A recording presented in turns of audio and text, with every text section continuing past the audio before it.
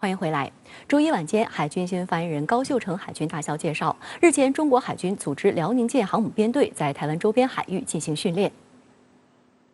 高秀成表示，这是根据年度工作计划组织的例行训练，旨在检验部队训练成效，有利于提高维护国家主权、安全、发展利益的能力。今后，中国海军仍将按计划常态组织类似演训活动。据日本防卫省统合幕僚监部周日的通报，此前一天上午8时左右，中国海军航母编队的6艘军舰经过冲绳本岛和宫古岛之间海域向太平洋驶去。除了航母辽宁舰外，另外5艘军舰分别是055型导弹驱逐舰南昌舰、052D 型导弹驱逐舰成都舰和太原舰、054A 型护卫舰黄冈舰、901型综合补给舰呼伦湖舰。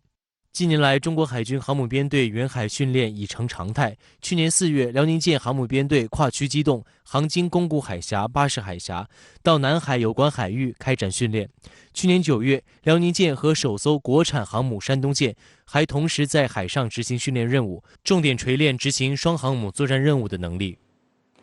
国务委员兼外长王毅日前在福建会见新加坡、马来西亚、印尼、菲律宾和韩国外长，密集的外交活动引发外界关注。外界注意到，此次5国外长接踵访华，恰逢中美安克雷奇对话之后。周日，王毅接受新华社专访时也再谈中美关系。他强调，中方不认可这个世界上还有高人一等的国家，不接受世界上的事只能一国说了算。王毅上周三起连续3天在福建先后与访华的新加坡外长维文、马来西亚外长西山慕丁、印度尼西亚外长雷特诺以及菲律宾外长洛钦举行会谈，聚焦双边经贸、抗疫合作，同时商讨缅甸、南海等区域热点的应对之道。外界关注到，除了此次密集会见5国外长外，中国近段时间外交活动颇为频繁。3月下旬，俄罗斯外长拉夫罗夫对中国进行了为期2天的访问。此后，王毅出访伊朗等中东6国，返华隔天随即分别会见东南亚4国及韩国外长。外交学院美国研究中心主任李海东在接受深圳卫视记者采访时表示，当前世界各国都在考虑后疫情时代格局演变的问题，中方此次积极密集的外交活动展现出中国愿为应对全球性挑战做出贡献。应该说，王毅外长呢，他的这个交流对象和沟通的国家还是比较多元的既有与美国的这种对话，也有与俄罗斯的交流，同时呢，还有与区域国家的这样的一种沟通。这反映出来，中国外交的确是布局全球以一种积极建设性的这样的一种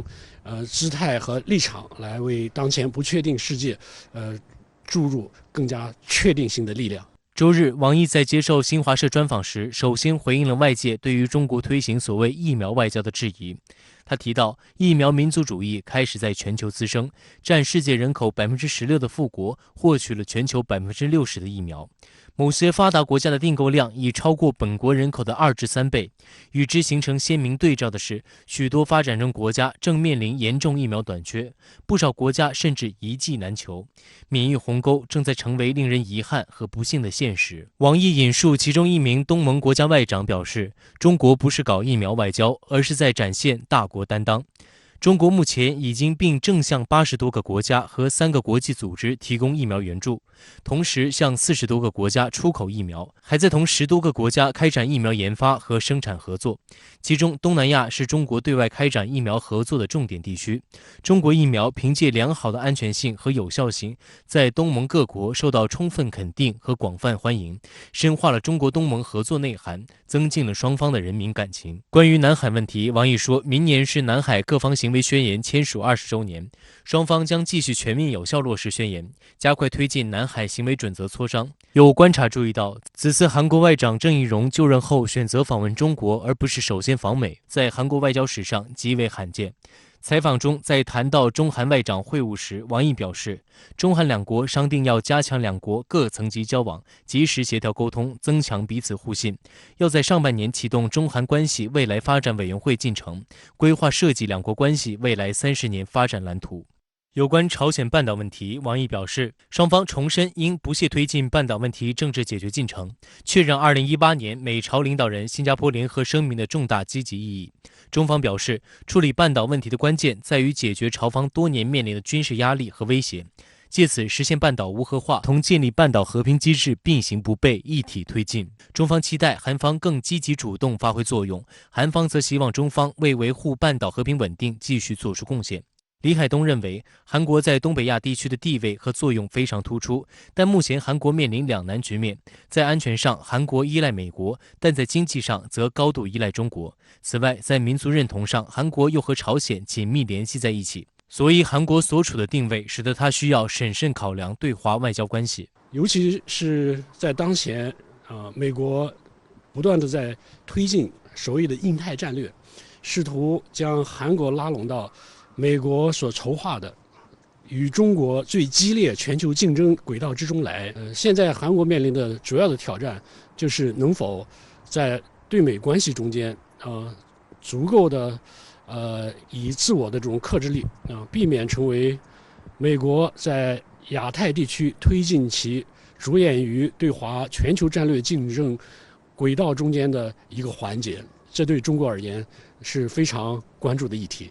特别需要指出的是，此次东盟4国和韩国外长接种访华，恰逢中美安克雷奇对话之后，外界关注相关讨论多大程度上涉及到中美议题。王毅提到，此次同5国外长会谈时，围绕中美安克雷奇对话及今后走向进行了相互沟通对表。一个突出感受是，大家都认为中国的发展壮大是历史必然，同时大家认为面对全球化时代和后疫情时期挑战，中美在本地区应该多一些对话合作，少一些博弈对抗，履行好大国应尽义务，展现出大国责任担当。对于美方就对华关系反复提出的竞争、合作、对抗几个说法，王毅说，如果要对话，中方的大门随时敞开，但对话应该在平等的基础上，以相互尊重态度进行。中方不认可这个世界上还有高人一等的国家，不接受世界上的事只能一国说了算。如果要合作，中方表示欢迎，但合作需要兼顾彼此关切，实现双向互惠，不能单方面提条件拉清单。如果要竞争，中方不回避，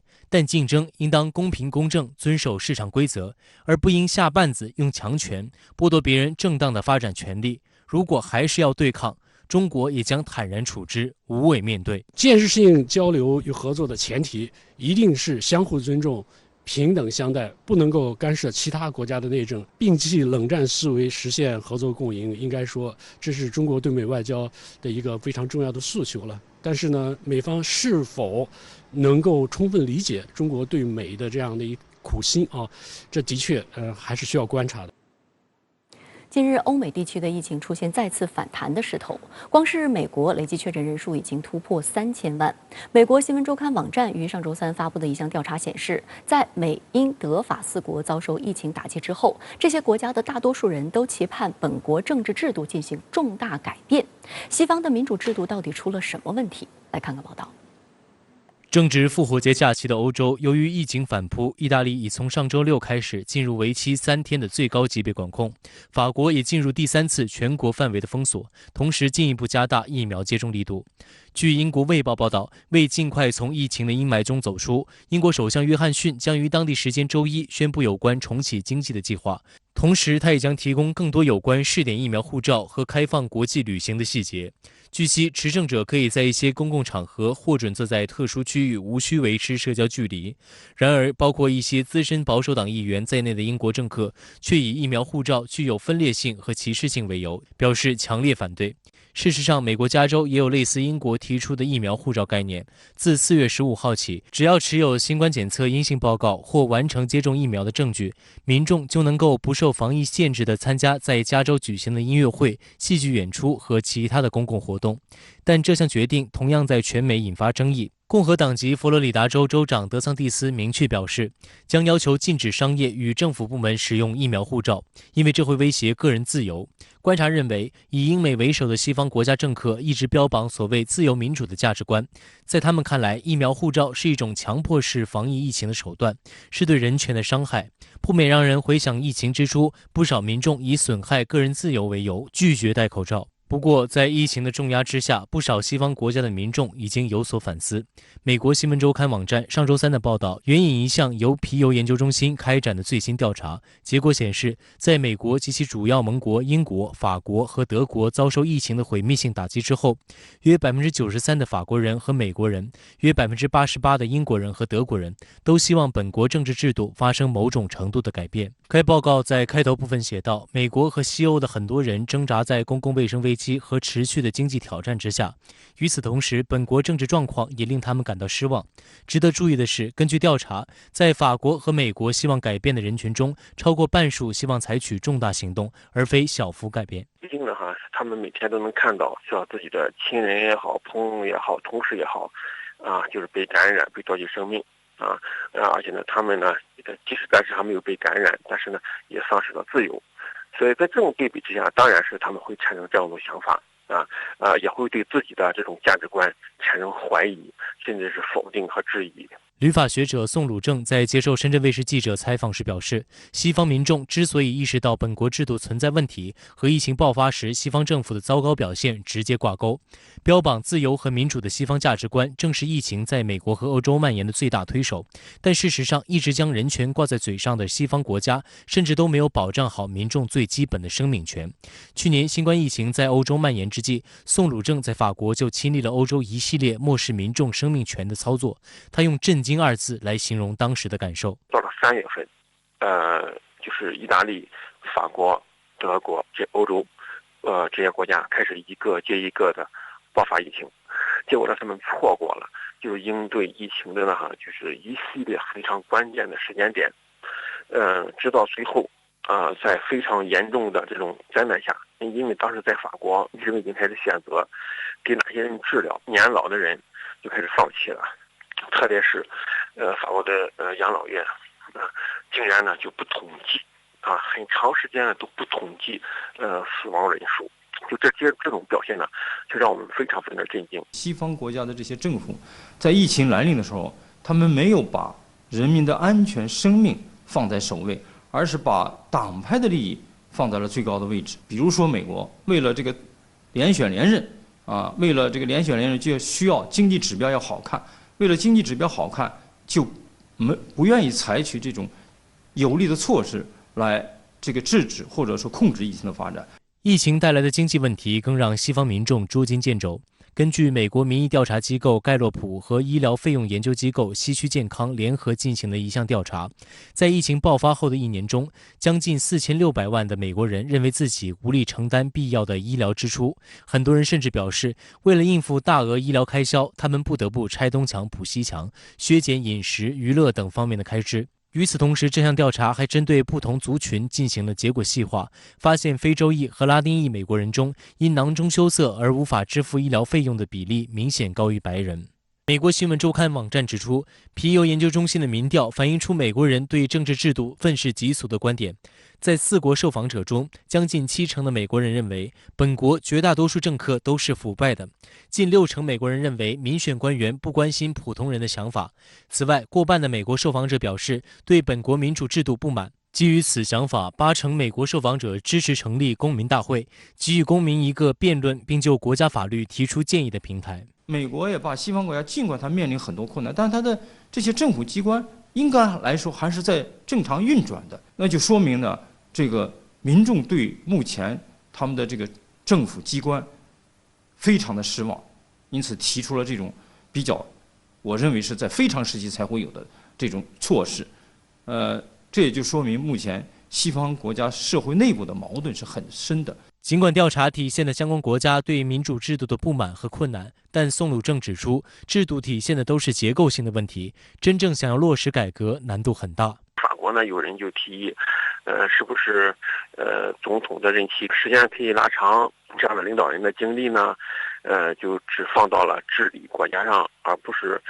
为了下一次的选举连任上啊。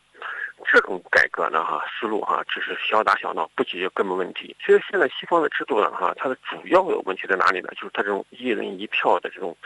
制度设计，它造成了很多的后果。比如说他没有办法选出胜任的领导人来。第二个就是弊端的话，就他没有办法制定长远规划。所以说，虽然说是意识到这个问题，但真要做却往往又很难。好的，相关话题来连线特约评论员吴卫。吴先生您好。据美国新闻周刊网站报道，近期一项调查显示，在经历新冠疫情冲击之后，美国等主要西方国家的大多数受访者都对本国的民主制度表示不满，希望进行某种重大改变。其中，美国受访者的不满意比例是相对较高的。您对此如何看？是的，美西，这场新冠疫情成了一次全球统考，答卷人是世界各国的政府与人民。当疫情在中国爆发时一些西方国家以幸灾乐祸的取态预言，这将是中国的所谓切尔诺贝利时刻。然而，中国人民用众志成城的实际行动粉碎了这种恶毒的预言。中国成了最早有效控制疫情并实现复工复产的国家，也是2020年唯一实现 GDP 正增长的主要经济体。而那些一度弹冠相庆的西方政客却陷入了焦头烂额。疫情失控，管制失效，制度失范，人民愤怒，政府失语。一场瘟疫让中国之治与西方之乱形成了鲜明对比，而没有对比就没有伤害，人们自然会开始对西方奉为神明的民主制度进行反思。当然，西方学界绝非愚钝或者是盲目，自2008年金融危机以来，他们就已经围绕西方民主制度陷入的困境展开了反思研讨。只是当时还有一些半遮半掩，没有放下他们的傲慢，使用的描述方式是西方民主制度遇到了天花板。美国新闻周刊这个报道所提及的调查，实际上在西方各国时不时就会进行，归纳起来就是民主制度的满意度调查。综合各国的调查结果显示西方社会普罗大众对民主的不满意程度逐年上升，而在新冠元年达到了历史最高峰。在我看来，西方民众对这种民主制度的高度不满，实际上更是对西方民主制度下治理绩效的不满。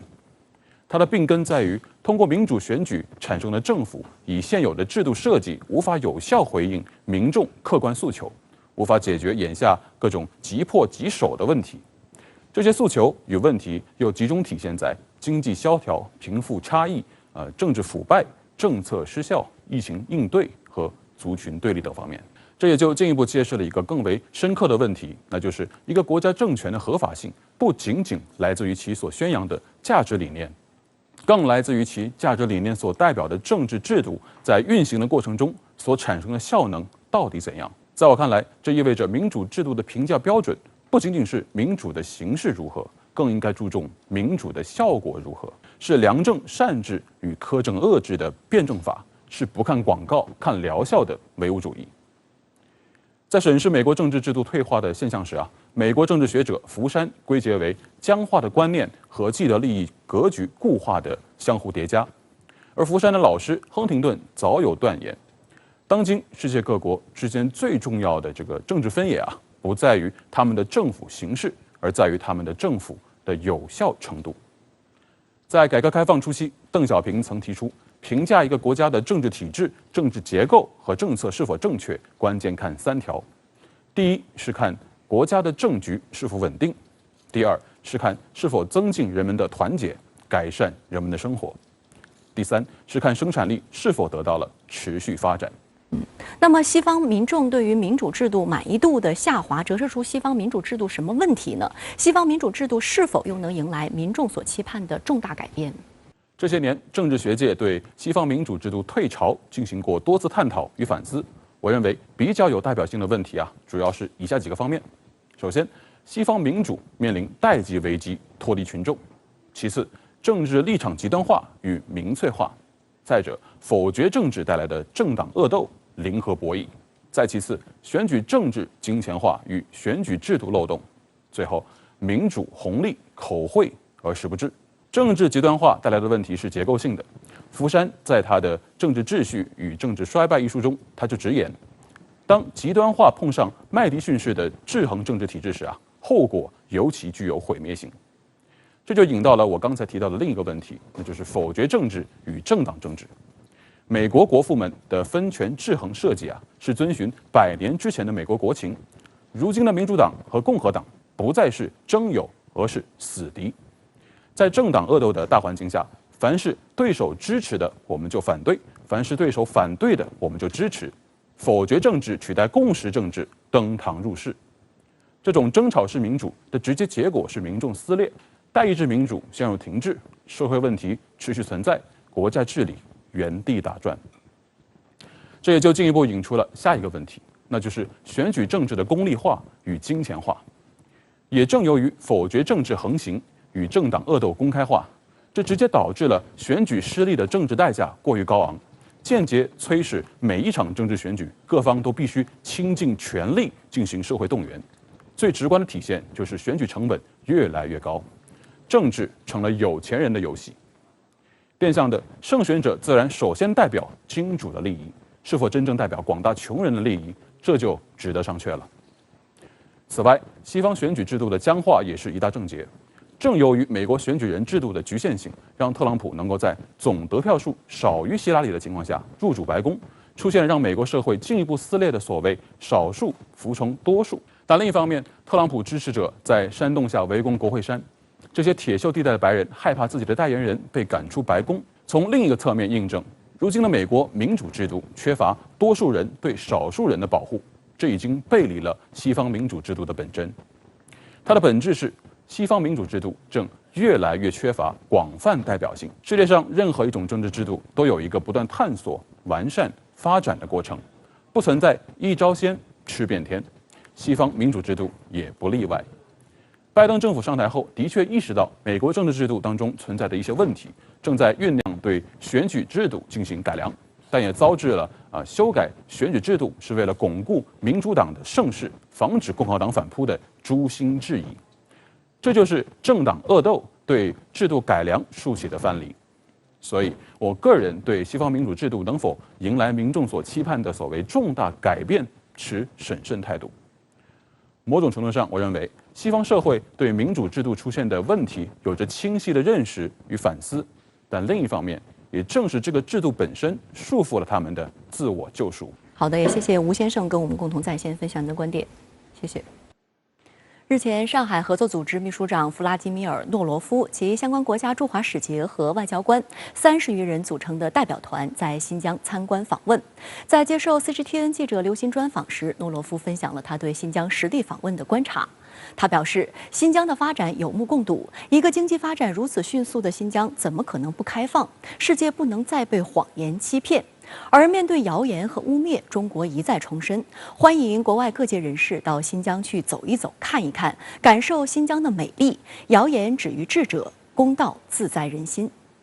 从3月30号到4月2号的4天时间里，代表团一行赴乌鲁木齐、喀什和阿克苏3地，参观新疆反恐和去极端化斗争主题展，逛巴扎、游古城、进清真寺，走访信教群众，了解重大民生工程成果，亲眼看到新疆社会稳定、民族团结、宗教和谐、经济发展的真实情况。弗拉基米尔·诺罗夫与多国使节、外交官纷纷表示，眼见为实。个别国家指责的所谓侵犯人权、宗教歧视和强迫劳动，在新疆根本不存在。所谓种族灭绝，更是无稽之谈。I'm sure you have read about all the reports, all the allegations against Xinjiang from the international media.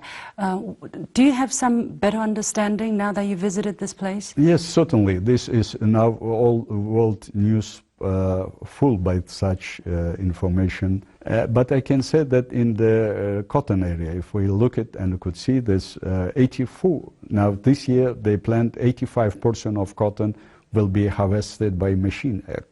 And this machine produced in Aksu. The Aksu is one of the main cotton producers. That is why I can say that technology which is used in cotton production very impressive. We could see not only a place of where they worked in these very modern textile machines, and we visited their living area where they're living and eating area, kitchen, where they had the chance free of charge. They have from $600 till $900 per month salary. It is, I can say that it is one of the highest for developing countries in textile industry. It is impressive. And I can compare with the salary in our countries. That's why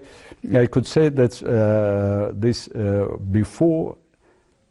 make such a statement any site, it first of all should come and to see. And in our countries, our Asian people said, then 100 times to hear, it is more important 1 times to come and to see. But but some people are saying, look, Xinjiang is not open, it's not transparent, they don't let people, they don't want people to see, or they only want to show you certain things and not the other. What do you say to them? I am not agree with such statement, and because today for Xinjiang not to be open, it is impossible to this. Before pandemic, they had perhaps 70 million foreign tourists, not Chinese, and this year they accepting planning to have 200 million tourists, but in 2025 400 million. So it is where tourists, if can visit tourists, there is not restriction. How we can say that it is closed? No, it is. I am not agree with this, because we had chance to see everything what we wanted and to go anywhere where I would like to go. That's why. But the program was so tough that we had no time for rest. Everything was possible. 经过了几天的参观，代表团成员都对新疆致力于保护少数民族优秀传统文化、促进经济发展、改善民生等方面的成就给予高度评价。Over the past few days of traveling across Xinjiang, I have been very impressed with the way people's lives have been transformed. I have seen that people's economically they are very satisfied. Their lives have been improved, and also I found that people of different ethnic groups have been living in peace and tranquility, and we believe that this is actually the results of very well planned and very well provided by the government of this region, as well as the central government of China. 近段时间以来，西方密集借所谓新疆人权问题干涉中国内政。面对污蔑，中方多次表示，新疆地区的大门始终是敞开的，欢迎大家来看看真实的新疆。在上周五的外交部例行记者会上，发言人华春莹介绍了代表团在新疆参访的情况，并表示，诺洛夫秘书长和多国使节外交官在新疆的亲眼所见，证明了新疆根本不存在个别国家指责的所谓侵犯人权、宗教歧视和强迫劳动的情况，宗教灭绝的指责更是无稽之谈。这次代表团在新疆访问期间，感受到了新疆现在所享有的前所未有的社会的稳定、经济的发展和民族的和谐，这些成果实际上真的是来之不易，这些都说明中国新疆光明磊落。我们呢欢迎国外的各界的人士呢到新疆去走一走、看一看，感受新疆的美丽、人民的幸福、经济的发展。我们也相信，谣言止于智者，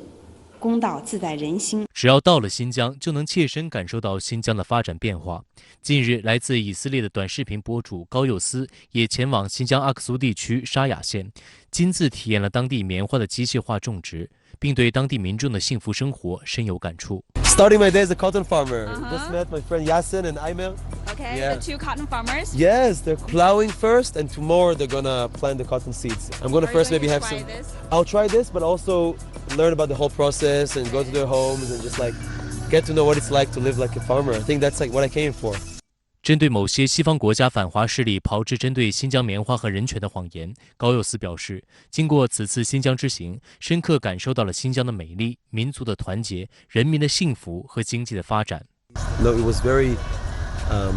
exciting for me to understand that their life is actually quite fruitful, given the fact that the cotton industry is such a interesting, good, stable industry. Yes, pillar industry, and they have very stable income that's growing over the time. One thing that I was took away from this conversation is that everything is extremely normal here. I think people don't understand the importance of normality. It's because you kind of go away with some of what the media tells you sometimes, or what you hear from some pictures or videos. But when you go here and you come here, they're just living like all of us, trying to, be happy, have their culture, be with their family, make money for their family, laugh, smile. Sometimes, you have bad days as well. everything is so normal. 日本、德国将于本月中旬举行首次2+2会谈。就在上周，两国刚刚签署了军事情报保护协定。该协定为日德携手防务合作扫除了怎样的障碍？两国展开军事合作各自出于怎样的考量？又将如何各取所需？刘和平、徐永志深入分析。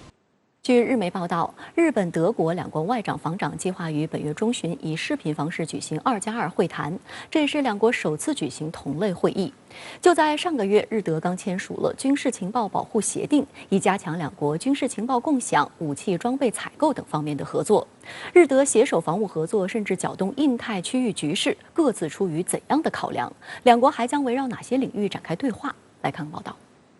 据日本读卖新闻周一报道，日德首次2+2会谈预计在4月16号举行，双方将重点讨论防务合作，并对近期国际热点局势展开讨论。德国的外交从传统上它就很重视亚洲，日德2+2肯定是反映出日德关系的一个深化。然后它的会谈的议题可能是包括，比如说印太的合作，就是因为德国也出台了自己关于印太的构想的相关的这个文件，然后可能也包括日本方面会宣传一些，比如说东海或者南海，就是涉及中国的一些他所谓的这些负面的议题。就在3月底，日本外务大臣茂木敏充和德国驻日大使伊纳莱佩尔在东京签署军事情报保护协定，旨在共享军事机密和加强武器装备采购等防务合作。德国也成为继美国、英国、澳大利亚、北约、韩国等之后第9个与日本签署该协议的国家或组织。该军情协定是德国总理默克尔2019年2月访日期间与时任首相安倍晋三达成的框架协议。由于双方对协定条款的法律解释不同，当时未能正式签署。有分析指出，近年来日本不断扩大防务伙伴关系的搜寻半径，谋求与欧洲国家建立伙伴关系。对日本而言，该协定能够促进军备出口。德国计划在2025年更新换代海上巡逻机，日方希望德国能够采购日本 P1 巡逻机，但由于海上巡逻机搜集和传输的数据高度敏感，两国尚未建立情报共享机制，德国因此拒绝了购买日本 P1 巡逻机。如今日德军事协定签署，为日本向德国出口武器装备清除最大障碍。而对德国而言，该协定有利于提升对亚洲事务的参与度。事实上，在参会印太地区事务上，德国近年来展现出一定的热情。去年9月，德国调整对外政策，发布印太政策指导方针，寻求增加亚太地区参与感，包括参与地区秩序塑造、介入地区争端调解等。报告称，德国未来几十年的繁荣和地缘政治影响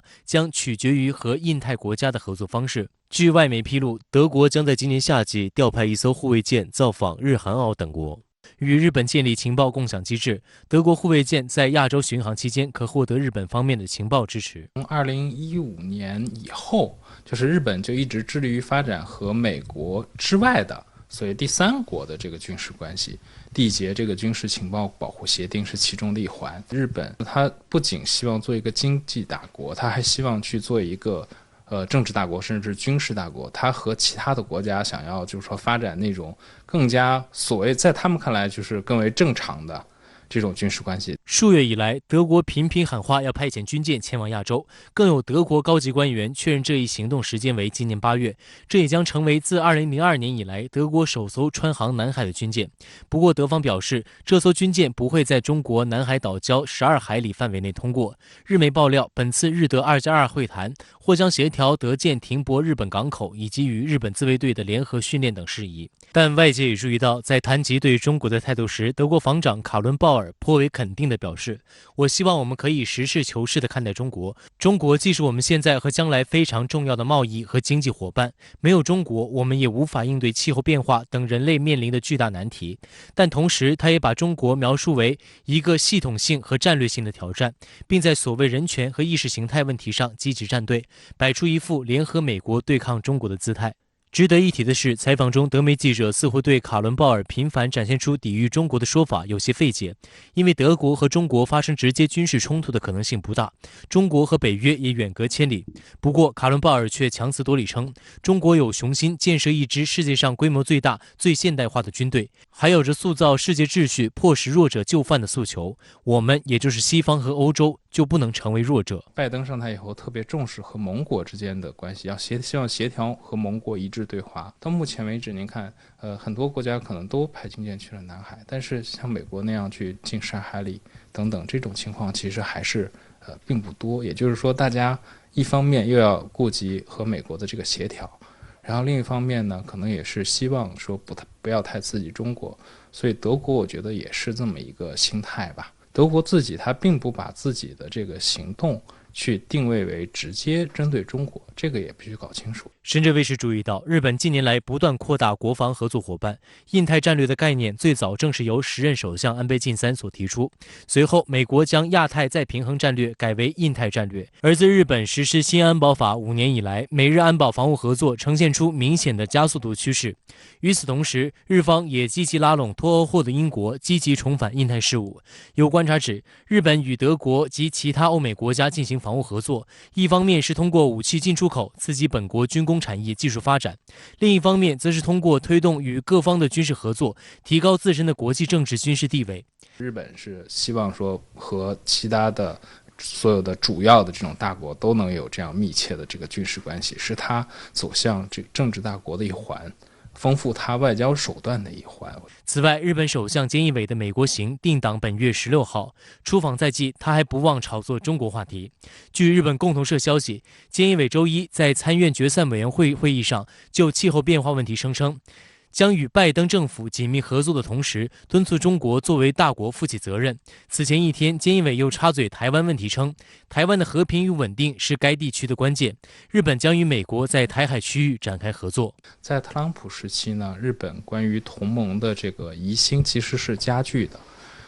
纵观日美同盟的历史，每一次就是在日美同盟经历过这种日方的疑心加剧以后，日方都希望去再次修复或者甚至是去强化这个同盟。然后日方肯定是看见美方最近关于就是台海的一系列的这个表态，然后他肯定是希望说在这个美国的这个军事战略中扮演更重要的这么一个角色。相关话题来连线特约评论员刘和平。刘先生您好。据日本媒体读卖新闻独家报道称，日德两国已经基本敲定4月中旬以视频方式举行外长加防长的2+2会议。那么您对此如何解读？其实，在国与国之间的交往中，外长与外长单独会见，或者防长与防长单独会见，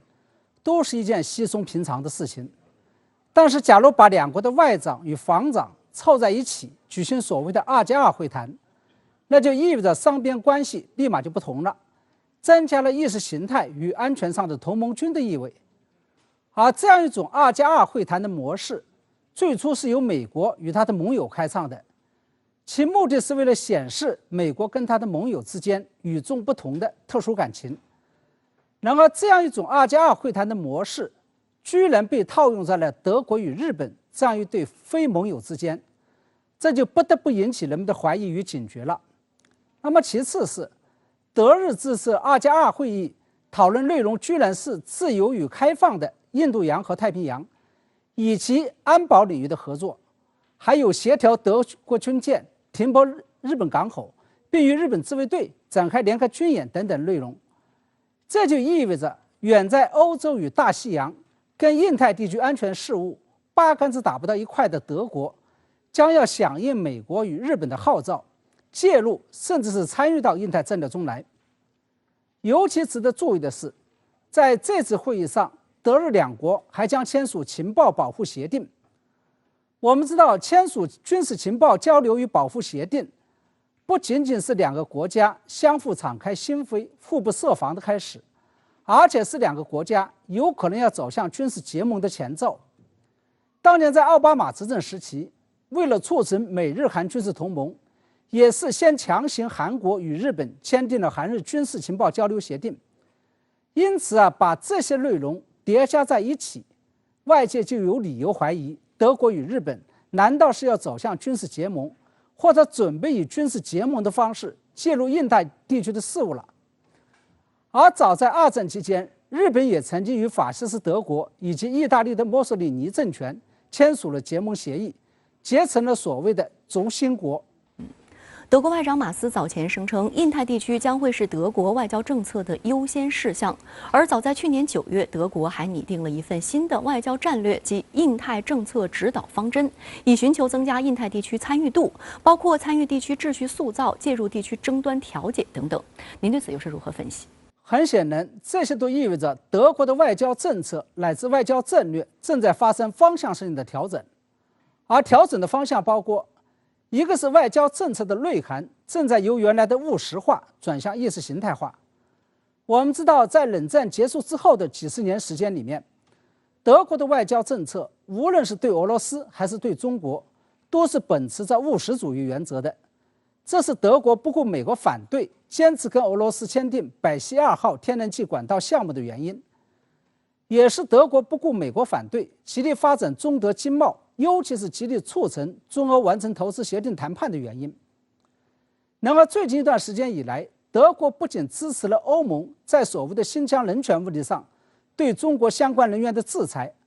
而且德国外长马斯公开表示愿意跟西方一道为民主事业而奋斗，捍卫西方的价值观念和意识形态。